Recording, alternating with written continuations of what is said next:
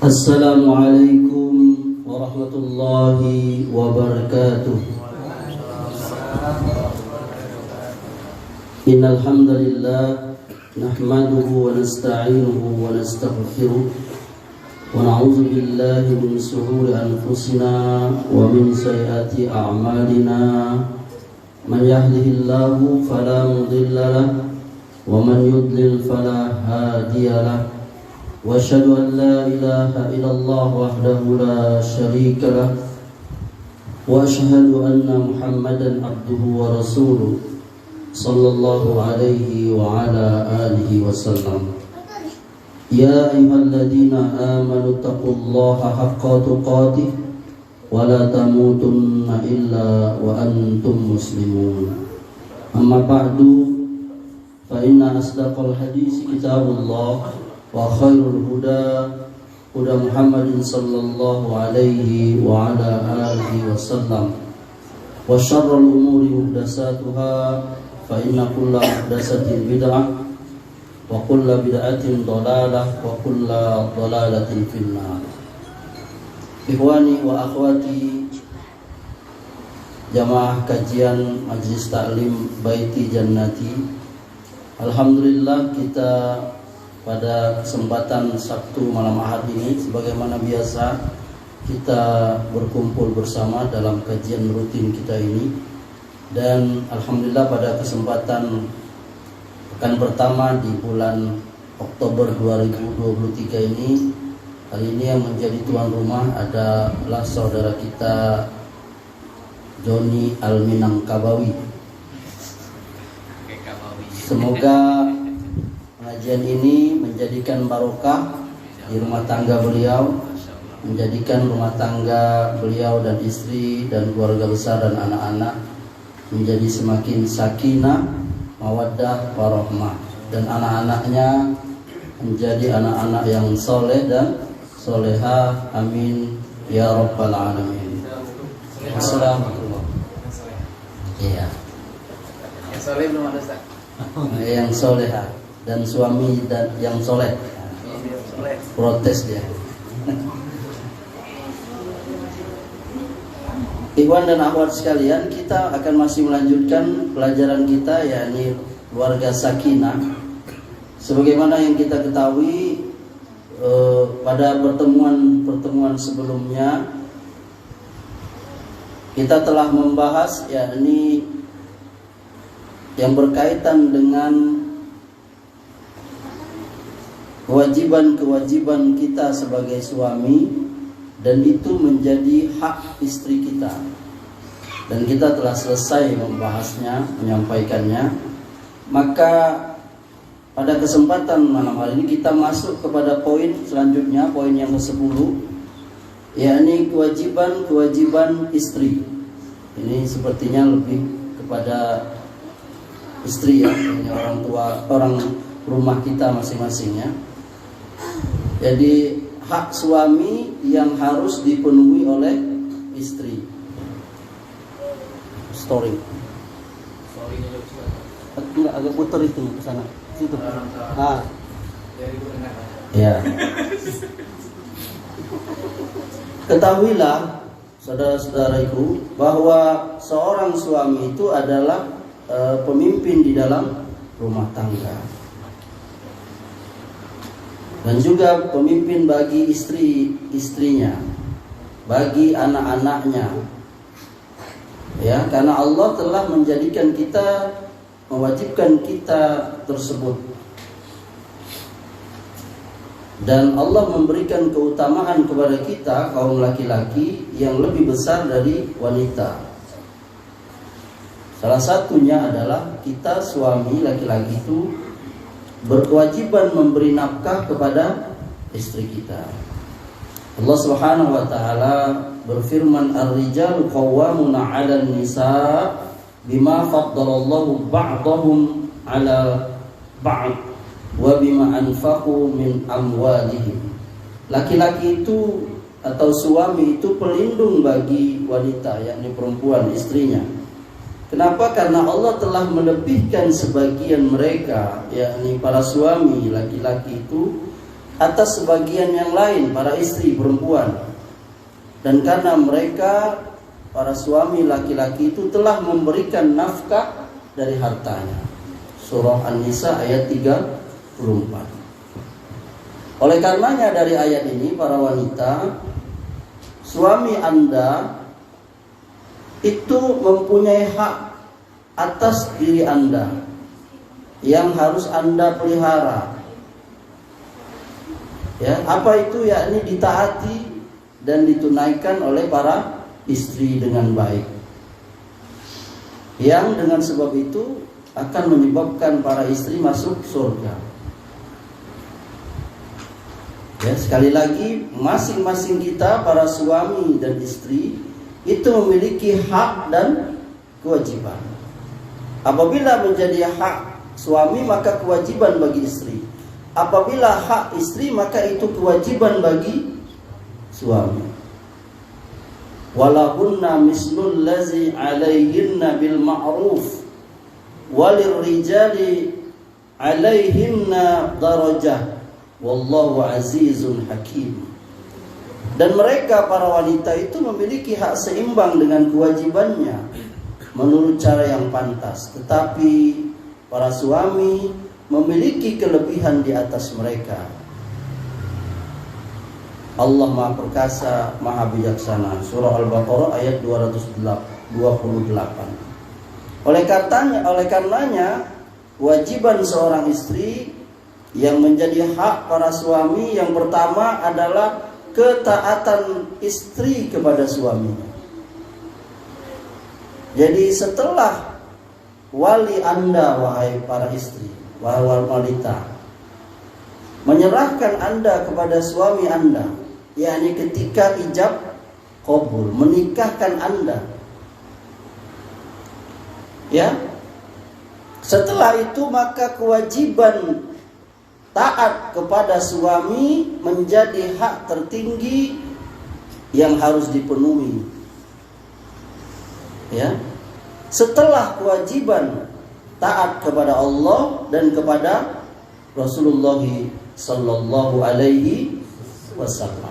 Sebagaimana sabda Nabi sallallahu alaihi wasallam, "Lau kuntu amiran ahadan an yasjuda li ahadin la amartul mar'ata an tasjuda li zawjiha." Seandainya aku boleh menyuruh seorang sujud kepada seseorang, maka aku akan perintahkan seorang wanita sujud kepada suaminya. Hadis ini hasan sahih, dikeluarkan, diriwayatkan oleh Tirmizi, Ibnu Hibban, Al-Baihaqi dari sahabat Abu Hurairah radhiyallahu anhu. Kisahnya adalah, lengkapnya itu, ada seorang sahabat yang dia melihat bahwa rakyat dan prajurit kaisar itu, negara kafir itu, sujud kepada rajanya itu. Ya. Lalu ketika dia sampai ke Madinah, lihat Nabi, dia sujud kepada Nabi. Maka Nabi berkata seperti itu. Seandainya boleh sujud kepada seseorang, maka aku akan perintahkan istri sujud kepada suami. Sujud itu merupakan bentuk ketundukan. Hah? Iya kan? Sujud itu bagaimana posisinya? Yakni menyamakan kening kita itu, muka kita itu sama dengan telapak kaki, sama datarnya. Ya? Jadi hadis tersebut tadi ya mengandung makna bahwa suami mendapatkan hak terbesar atas ketaatan istri kepadanya. Dan sedangkan perkataan seandainya aku boleh tadi ya, itu menunjukkan bahwa sujud kepada manusia itu tidak boleh atau dilarang dan hukumnya haram. Jadi sebagian kan kita lihat tuh ada anak sujud kepada emaknya kan, itu sebenarnya gak boleh, walaupun niat dia apa? Bukan menyembah, ya kan? Dia hanya menghormati saja, cium kaki, Tapi sebenarnya itu tidak boleh dilakukan. Paham sampai sini? Apalagi kalau sampai nyembah ya haram. Kan sebagian ada kan anak tuh sampai emaknya kan dia apa? Cium kakinya itu nggak boleh itu. Walaupun niatnya tidak menyembah, sama sahabat tadi tuh dia tidak menyembah Nabi, dia cuma mau menghormati Nabi. Sama seperti yang dilakukan oleh rakyat yang apa tadi, tapi dilarang oleh Nabi. Sering nggak antum melihat ada anak yang nyium sujud sama emaknya kan? Itu nggak boleh sebaiknya. Kita lanjutkan. Jadi Anda para istri harus taat kepada suami Anda. Tentu taatnya bagaimana? Ya, ini taat yang ma'ruf, yang dibolehkan di dalam agama, yang baik menurut agama. Ya. Apa itu misalnya? Ya, ini ketika suaminya mengajaknya ke tempat tidur, atau diperintahkannya untuk sholat, perintahnya untuk puasa, tutup aurat, suruhnya belajar, menghadiri majelis ilmu, dan perintah-perintah lainnya, sepanjang perintah itu bukan bertentangan dengan syariat, maka itu akan mendatangkan surga bagi Anda, wahai para istri, wahai para wanita. Ya, Rasulullah SAW beliau bersabda, "Iza shallatil mar'atu khamsaha wa shamat syahraha wa hasanat farjaha wa ata'at ba'laha dakhalat min abwabil jannati sya'at." Ya, apabila seorang istri mengerjakan sholat yang 5 waktu, berpuasa di bulan Ramadan, menjaga farjinya, kemaluannya itu, dan dia taat kepada suaminya, niscaya ia akan masuk surga dari pintu mana saja yang dikehendakinya. Ini hadis Hasan Sahih, dikeluarkan Ibnu Hibban dari sahabat Abu Hurairah radhiyallahu anhu. Subhanallah. Wahai para wanita, kalau hadis ini dapat tempat di hati Anda, wahai para wanita, alangkah gampangnya Anda masuk surga. Lihat ini, sholat 5 waktu, puasa di bulan Ramadan, dia jaga kemaluannya, dan dia taat pada suaminya, silahkan masuk surga. Dari mana? Nah, ini kalau hadis ini mendapatkan tempat di hati para wanita, subhanallah. Tapi kalau ada menawan, Ya. Kemudian ada hadis yang lain. Rasulullah SAW beliau pernah bersabda tentang sifat wanita penghuni surga. Beliau bersabda, "Wa nisa'ukum min ahlil jannati." Wanita-wanita kalian yang menjadi penghuni surga. Siapa itu? Al-wadudul waludul a'udu ala zawjiha.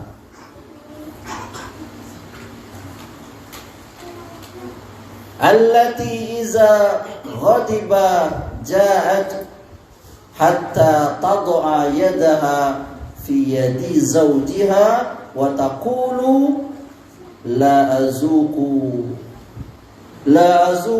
ghamdan hatta tarda. Perhatikan ini, wahai para wanita. Apa kata Rasulullah kepada wanita? Wanita-wanita kalian yang akan menjadi penghuni surga, yakni adalah wanita yang penuh kasih sayang. Jadi Anda, wahai para suami, kalau Anda punya istri yang penuh dengan kasih sayang kepada keluarganya, kepada suami, kepada anaknya, kepada orang tuanya, kepada saudara-saudaranya, kepada temannya, Anda sangat beruntung. Dan Anda celaka dapat dapat istri yang apa? Lawan kasih sayang itu apa? Apa? Emosional, pemarah, bodoh, temperamen. Nah, sebut. Mudah tersentrum, ya kan? Lalu apa kata Nabi? Banyak anak. Nah, ini salah satu. Di sini menunjukkan bahwa keutamaan kemuliaan wanita itu kalau dia banyak anaknya. Ya. Dan banyak kembali setia, yakni banyak kembali kepada suaminya. Dia sangat menyayangi suaminya, wahai para wanita.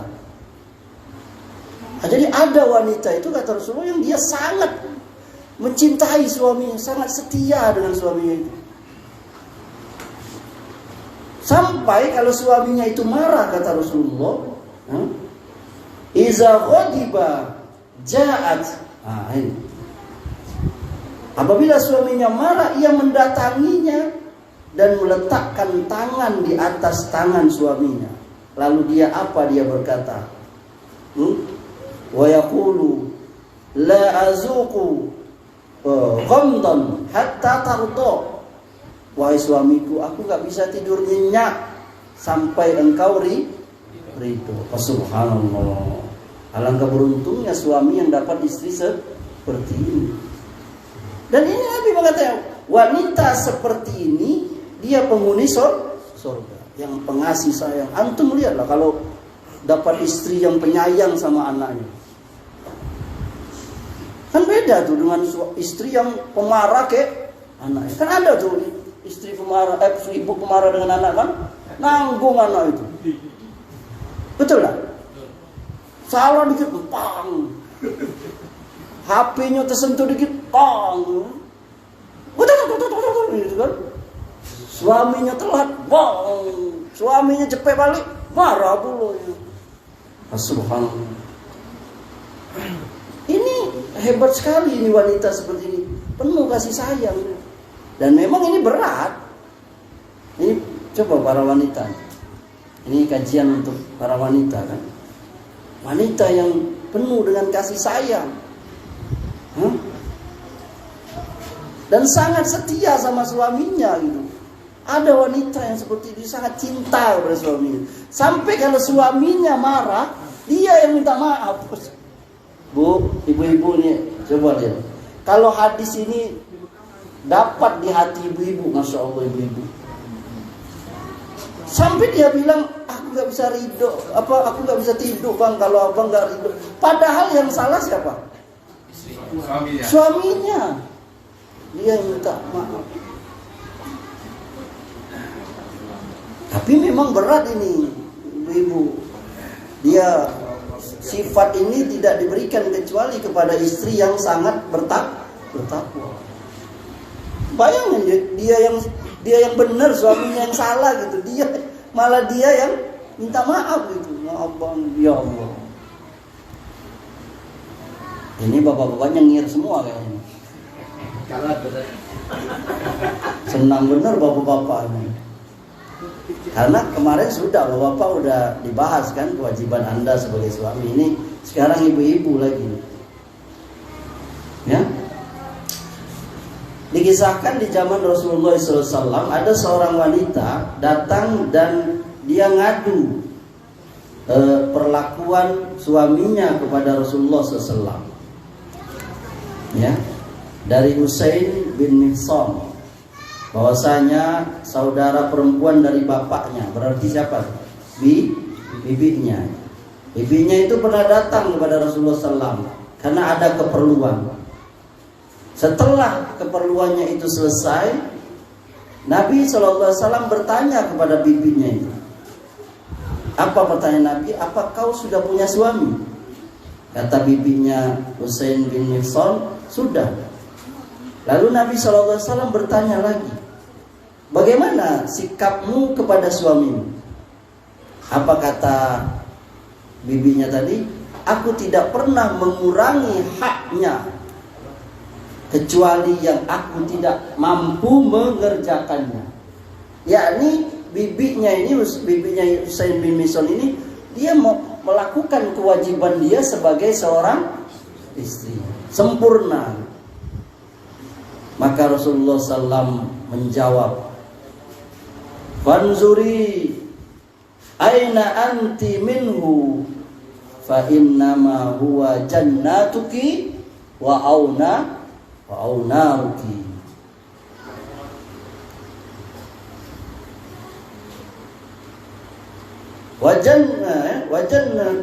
Huwa jannatuki wa naruki. Perhatikanlah, kata Nabi, lihat kepada wanita, bibinya si Mihsan, Usain bin Mihsan. Perhatikanlah bagaimana hubunganmu dengannya, yakni dengan suamimu. Kenapa? Karena suamimu itu merupakan surgamu dan nerakamu. Hadis sahih dikeluarkan Ibnu Abi Saibah dan lain-lain, ya, dari bibinya Usain bin Mihsan radhiyallahu anhu. Jadi bibinya yang bercerita ini, ya. Jadi ternyata Nabi mengatakan, pada ini hakikatnya kepada Anda wahai para istri, wahai pada wanita, perhatikanlah hubungan kamu dengan para suami kamu wahai para wanita. Kenapa? Karena suami kamu itu surgamu atau nerakamu. Yakni maksudnya dengan suami kamu itu kamu bisa masuk surga, kamu bisa masuk neraka. Sekali lagi, hadis ini menggambarkan perintah Rasulullah SAW untuk memperhatikan hak suami yang harus dipenuhi oleh istri. Karena suami itu adalah surga atau neraka. Apabila istri taat, maka apa? Surga.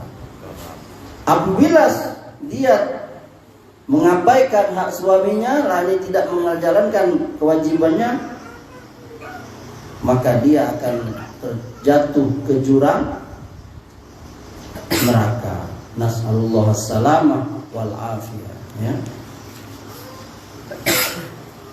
Bahkan, ya, saudara-saudariku yang dimuliakan oleh Allah, di dalam rumah tangga itu hal yang salah satu sangat diperhatikan adalah dalam masalah hubungan suami istri, jadi soal tempat tidur.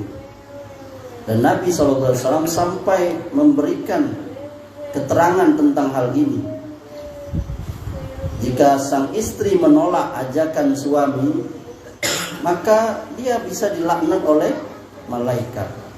Sebagaimana Rasulullah SAW pernah bersabda, "Iza da'ar rajulum ra'atahu ila firashihi fa'abat an taji'a fabata ghadban 'alayha la'anat al-malaikatu hatta tusbiha."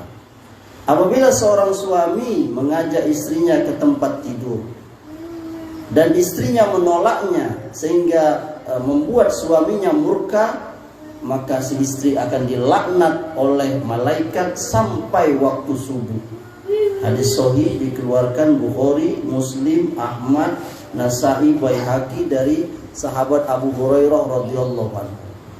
Di dalam riwayat Muslim, hatta tarji'a, ya, ini maksudnya sampai dia kembali. Dan di riwayat Ahmad dan Muslim disebutkan hatta yarda anha, sampai suaminya ridho kepadanya. Ya, ini yang dimaksud hingga dia kembali itu, ya, ini sang istri bertaubat dari hal itu. Maksudnya dilaknat ini bagaimana? Ya dilaknat, dilaknat. Antum pernah melaknat orang kan? Guru sumpahi oleh malaikat. Diangkat keberkahannya enggak? Iya, pokoknya dia dilaknat oleh malaikat. Kenapa? Kita lihat kenapa Nabi SAW mengatakan, kenapa? Kadang-kala di dalam rumah ini, ibu-ibu perlu tahu ya, kalau di dalam rumah tangga itu beda antara kebutuhan ranjang laki-laki dengan perempuan. Kita lihat di berita, kan banyak para laki-laki yang akhirnya sampai, maaf ya, nauzubillah min zalik, sampai membunuh istrinya. Gara-gara istrinya tidak melayani. Ini menunjukkan apa? Besarnya penyaluran syahwat itu laki-laki. Sementara istrinya tidak melayaninya. Ya. Sampai-sampai antum lihat ini hadis ini ya. Wallazi nafsu Muhammadin biyadi. Demi Allah yang jiwa Muhammad berada dalam genggamannya, tangannya. Seorang wanita, kata Rasulullah, tidak akan bisa menunaikan hak Allah sebelum dia menunaikan hak suaminya. Andai kata suaminya meminta dirinya, padahal dia sedang berada di atas punggung unta, bayangkan, maka istri tetap tidak boleh menolak. Ini bayangkan kiasan sampai di atas unta sekali. Kenapa? Karena dampak yang buruk bisa terjadi kalau istri itu menolak. Kan kita sering menonton berita, karena akibat istri yang menolak, suami melakukan hal-hal yang, karena syahwat ini dia seperti apa ya? Kalau dia tidak salurkan, dia bisa meledak. Maka Anda para istri, saya menasihati Anda, pandai-pandailah Anda memahami hal ini. Ya, soal prakteknya di lapangan saya tidak bisa menjelaskan secara rinci. Anda bisa tahu lah bagaimana sikap seorang suami dan istri dalam hal tersebut ya. Tentu dalam koridor Islam. Paham sampai sini ya? Anda, terutama para ibu-ibu. Karena ini kadang jadi problem. Nah itu bisa disinkronkan. Makanya rumah tangga itu bagaimana? Tentu ini kan kita bicara normal ya. Ibu-ibu perlu tahu. Nanti ada yang bertanya, Ustaz kalau sakit gimana? Atau saya lagi nggak mood? Nah itu kan ada lagi solusinya. Atau saya lagi head, ya kan? Itu kan hal yang biasa dalam rumah tangga. Nah itu ada solusinya. Sampai Nabi mengatakan kalau istrinya sedang head itu apa? Silahkan dia melakukan apa-apa kecuali dia mencampuri di tempat head itu. Itu yang tidak boleh. Saya pikir tidak usah dijelaskan secara rinci, kita paham. Karena ini sudah berumah tangga ya.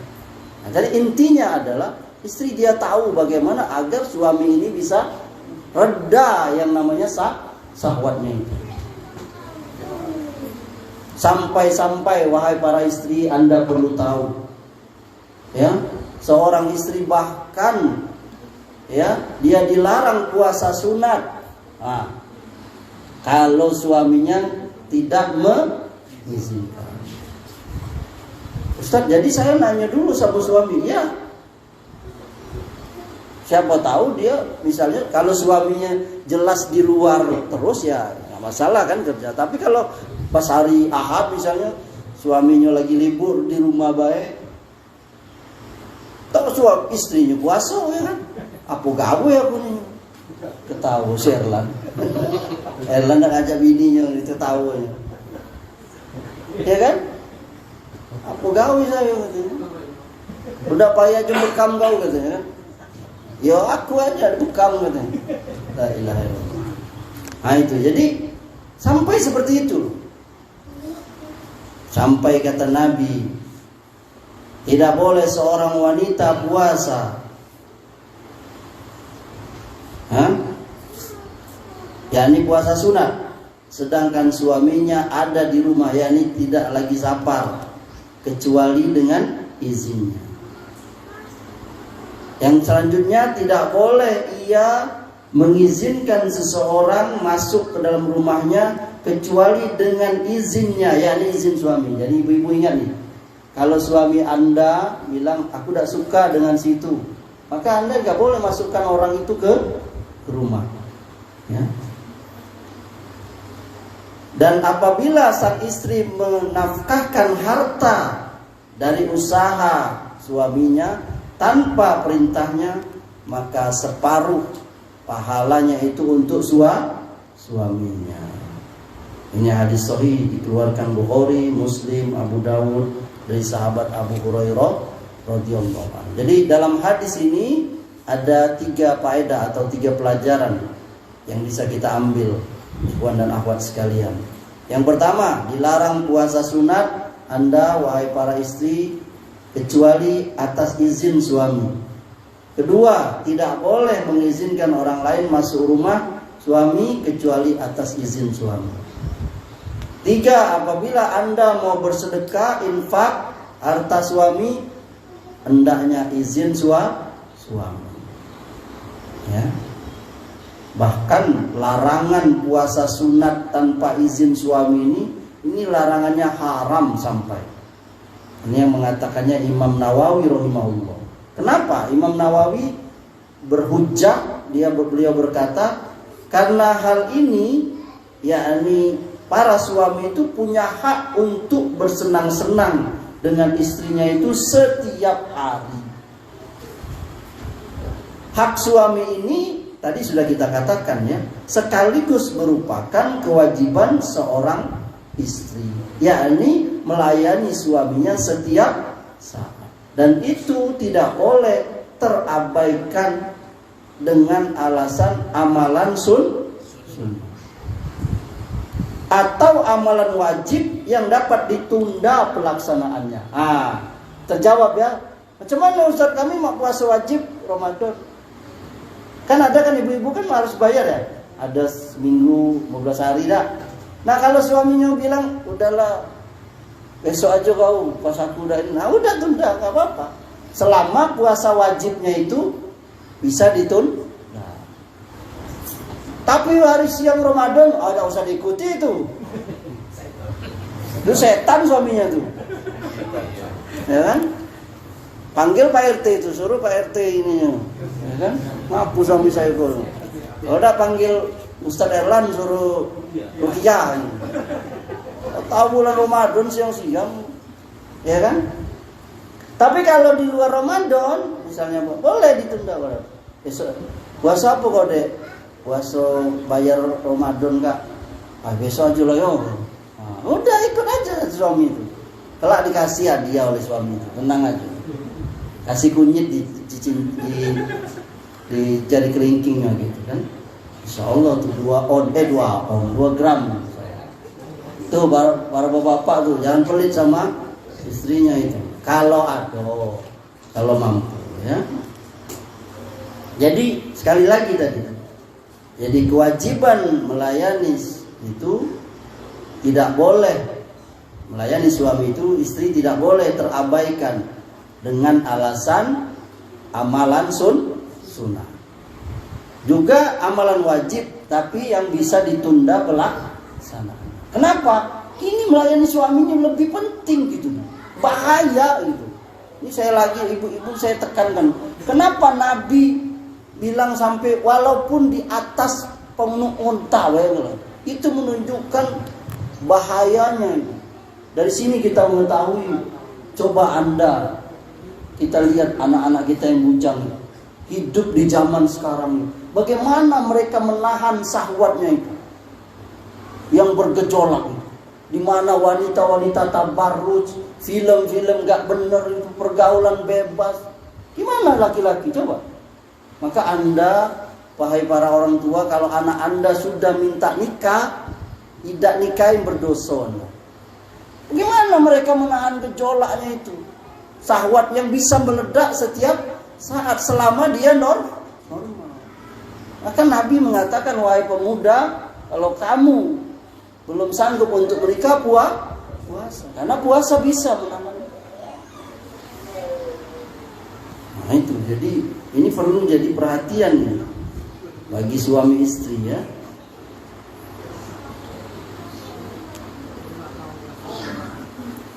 Dari sini para ulama juga mengambil pelajaran, kalau dalam masalah syahwat saja sang istri wajib taat mematuhi suaminya, apalagi yang lebih wajib dari itu. Syahwat itu nomor sekian lah ya misalnya. Apalagi yang lebih penting itu. Apa yang lebih penting misalnya? Melaksanakan perintahnya sholat, mendidik anaknya, untuk kebaikan rumah tangganya, dan hak-hak kewajiban yang lebih besar dari sekedar masalah tempat tidur tadi. Ya.